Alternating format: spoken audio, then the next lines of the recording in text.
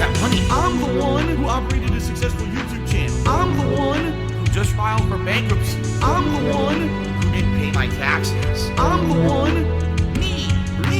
I'm the one who masturbated in front of children. I'm the one who got 4th place at Evo. I'm the one, me. Yeah, boy. Yo, what up? It's your boy Chill, and man, Final Fantasy VII is one of the closest games to my heart. Like, if you go look at some of my, videos I've been doing, I did a first impressions when it finally released on Steam. And, dude, I played this game today. It came out. My dad got it for me today. It came out. It was one of the first JRPGs I ever played.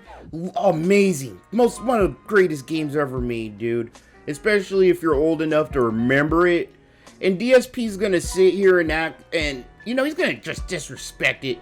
And act like it wasn't shit just because he wasn't playing it and wasn't into it. Like, you know how he is. I don't understand the hype. I couldn't understand the hype. It had good graphics, but, oh yeah, sorry DSP, that your brain is too slow, bro. That you don't, or you're not too patient, or I don't know. Or, what was it? It was probably because he was in arcades during that time. He was probably sitting there playing stupid-ass Mortal Kombat 2 and 3, dude. So, yeah, let's get into it. Remember to like and subscribe. And I apologize if I'm a little triggered in this video, but if you know me, I love Final Fantasy. Alright, let's get into it, my friends. So, today's gameplay streams, very exciting. Whenever there's a day with a new game playthrough premiering, it's exciting. But today's a double new playthrough. 2 new games I'll be playing. And what are they? Well, let's talk about the one I know about. This is a game that even since my early days as a YouTuber, way back when, I always just kind of assumed that this would end up being an epic playthrough if I were to ever play it. Because this is a game that I have history with. This is a game that, quite frankly, I to this day still feel that in the 1990s, the video games I ever saw in my life, not to say the game is bad, because I actually don't think the game is bad, but man, the way that this game, at that point in time, was so heavily hyped everywhere, and then after it came out, people kissing its butt, saying it's like the best game ever in this genre, and just non-stop kind of going crazy for it over the years. For me, I always tried to judge things fairly without the hype clouding my judgment. And so when I played it, I liked it, but I wasn't monstrously in love with this game like a lot of people were. I think what it really was, and we're going to talk about that, because that's one of the sub-segments of the podcast today, is I'm going to talk about my history with this game. God darn you, Phil. I'm trying not to cuss, but oh my god, what a pig roach, dude. Because it was the first one in 3D. Yeah, it was one of the reasons why it had a lot of hype. It was one of the first. He doesn't even, he can't even be articulate with his, argument points. You know what I mean? With the things he talks about. It was one of the first games, bro, period, that had full CGI, 3D cutscenes. Besides, the characters in the overworld being, 3D little polygon characters against these 3D rendered backgrounds and stuff. Final Fantasy VII was so revolutionary, but it wasn't even that. It was the story. The characters, bro. And the dynamic between the characters. Sephiroth. When he burnt down Cloud's hometown, bro. When he snapped, And then the side games, Crisis Core. Oh my god. He is just... I'm sorry. This is one of the few times DSP... It's personal. Alright, I'm just gonna say it. He's spitting all over something I love. Alright, let's keep going. Ow. Because this was the first game in this franchise to ever be 3D. Previously, the franchise had always been 2D pixelated art. I feel like that's why it got the hype that it did. It was in the formative years of games moving over to polygons and everything. And because of that, it got just exploded in popularity. So the game we're going to be starting up today, a playthrough. No exaggeration, if you look back at my history, 15 years in the making. Because it was actually about 13 years ago when I started up a little series that was really just meant to be kind of a joke series and then eventually blossomed into something completely different that I like to call Project 7. All right? Way back, I believe it was 2000. God damn you, DSP. Why'd you have to bring up Project 7? Now I have to. I'm a DSP historian. I have to. I'm obligated. I'm sorry. I want to continue with the point of this video. But the Project 7 lore, I'm going to just hash it over because he lies through his teeth.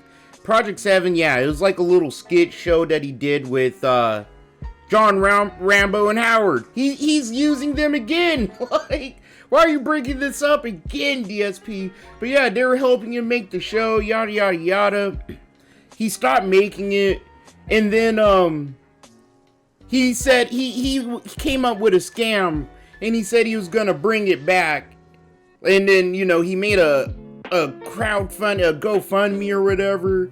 And people donated a lot of money. He likes to lie and say it was, oh, it was just a few $100. No, it was a lot of money, bro. And then he was just like, no, I'm not doing Project 7. Everybody stop asking about Project 7. And everybody was like, what the fuck? Well, we donated for you to do that. Why can't you do it? And he's trying to act like he's busy playing games and stuff like that, dude. It was so disgusting. He pissed a lot of people off when he did that, too. Play the clip, editor, man. Play the clip, when people were calling him out about Project 7. The whole thing happened, and I raised the money for it, which, by the way, was only a couple $100, because my way my Patreon worked back then was there were levels of categories of reward, and so this reward was basically, oh, you know, if you hit another extra $200, I'll make the Project 7 trailer for this month or whatever, right? So, in that regard, it wasn't a big deal, and most people did not give a shit. In fact, one person who was a huge fan of mine was very upset that I didn't do it, and he vocalized his basically his anger at the situation, and because of that, we kind of had a falling out, and he never watched my stuff anymore. But outside of that one single fucking person, no one else cared. In fact, everyone else preferred that I didn't do this stupid trailer. And so what I did is I made it so that the next month on Patreon, everything was much lower to obtain. Like, normally it would have been, I don't know, I'm just guessing because I don't remember. But let's say normally it would have been like $500 to reach a certain goal. So I only made it like $200 to account for the fact that there was money that had already been given and I didn't really come through on my promises, okay? So, this is literally over $200, okay? That I basically made up for, and no one had a problem with. To this day, my haters still bring this up and claim that I scammed the viewers out of Project 7, and I scammed the pages, and I scammed everyone, and what a horrible person I fucking am, and all this. That's the thing with crowdfunding, guys. I'll be very honest with all of you. That's the thing with crowdfunding. You don't know what kind of a person you're giving to. You may be giving to a really honest person who cares. You may be giving to someone who doesn't give a fuck, or you may be just giving to someone who things don't work out the way that they had promised, which is the case what I feel about with Project 7, what happened. So, you don't know, and once you give that money, it's gone. You have to understand that. You gave the money, it's gone. There's no guarantee anything's gonna happen. There's no contract. You can't sue that person. Yeah, no, I'm not gonna let that get lost to history. He's trying to, like, brush that under the rug. He's trying to act like that happened so long ago, you know, and he thinks he has so many just new and wonderful viewers that just don't know the person he is. He's a scammer, man. He is a egregious piece of shit. So, yeah, I had to point that out to go over to Project 7 lore. So yeah, let's let him keep lying and shucking around real quick. Video series, excuse me, that was meant to be both suspenseful as well as just silly and stupid. In this video series, the proposal was that I was kidnapped by someone or something. I was locked inside of my condo where I lived in Connecticut at the time, and I was not allowed to leave. Instead, I was forced to play a game that I did not like, and I basically had to play it to fruition. It was like a way to like kind of torture me. A lot of people who've played this game over the years tend to gloss over some of the really weird parts of it, and pretend like they don't exist, but only emphasize the parts that are admittedly really good. I wanted to emphasize everything about this game. I basically had been inspired by many different kind of content creators. I mean, on the internet was Spoonie. I know, a lot of people say, Spoonie? Oh god, that guy who fell off the planet and basically got canceled. Well, way back when, before he was canceled and when he was still a content creator that was prolific and popular. Bro, I swear to God, Spoonie. Ugh. Like, if that's your inspiration, DSP, I see why you're still stuck on level 1 and Yeah, why you're just really unaware of how garbage you are. Alright, fast forward this. I'm getting sick of hearing this dude. He's in another ether dream, bro. Just rambling. Let's get to the point. 8 before. But I wanted to do it with Final Fantasy 7 because this was one that everyone kissed its butt. And I didn't agree with that. Okay? So that was kind of my idea. And this was a series of videos I put out in, like, I think it was 2009. I did 3 or 4 of them. Out gameplay videos with raw commentary over them as an isolated thing anymore. Now, I'm an interactive live streamer, right? We have fun conversation. We talk about the games that I'm playing. People contribute and then add their own takes. Sometimes they'll help me out with a part that I'm stuck on. So in this case, actually, a situation where I was nervous and worried that if I were ever to do a playthrough of this game that it wouldn't be entertaining, and here's why. Because in this situation, this game has parts in it that are roughly pretty challenging, okay? Very confusing in a lot of cases, alright? Oh my god. Ugh, I'm a little dizzy listening to DSP today. Like, I'm not even playing. That wasn't even a joke. It's like having to listen to an old man in a retirement home talk about World War II, and then he like forgets who he is, you know, and you have to feed him soup all day. But yeah, man, DSP, it would be boring as hell to watch him play Final Fantasy VII because, like, what? There's gonna be a few parts that are sexual, and he's gonna be like, ugh, it's gross. We don't like that. We're not about that here.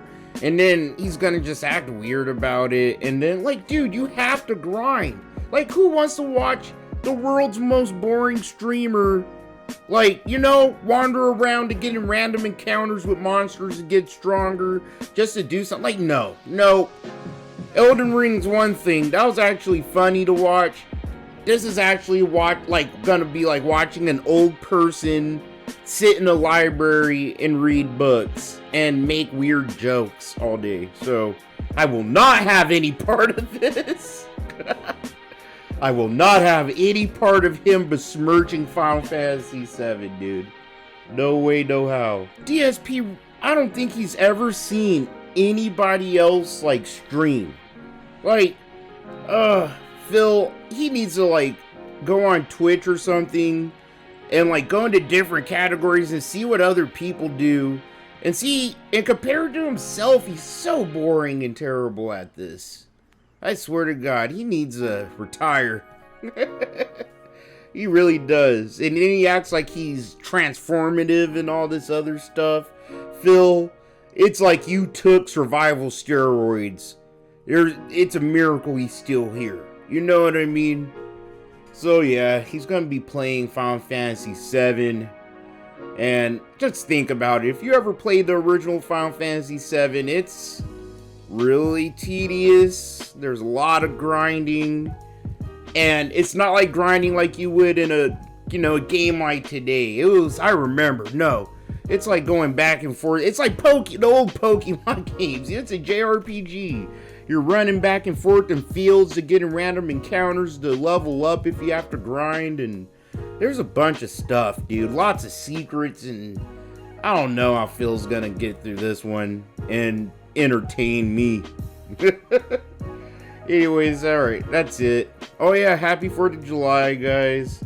Let's talk about our boy in the comments. It's kind of funny how he's again trying to rewrite the history on Project 7 too.